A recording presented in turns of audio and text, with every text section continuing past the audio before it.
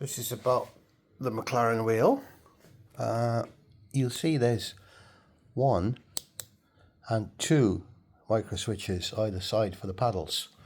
The paddles actuate them via these seemingly adjustable screws here. Each side. This can be adjusted. Hopefully it doesn't need adjusting because I wouldn't know how to adjust it really.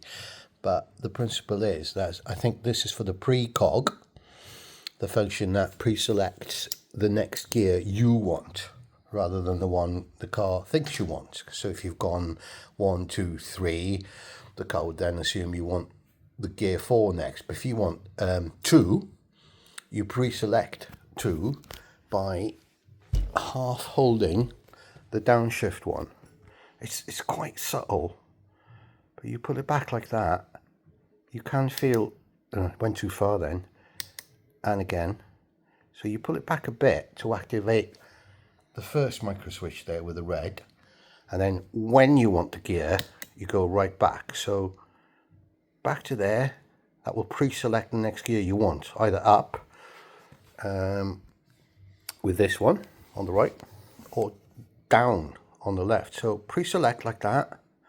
It's very subtle, it's hard to feel that resistance, especially if the car's moving, but if you do like that, it'll pre-select the lower gear, and then when you're ready for it, bang, it just goes in.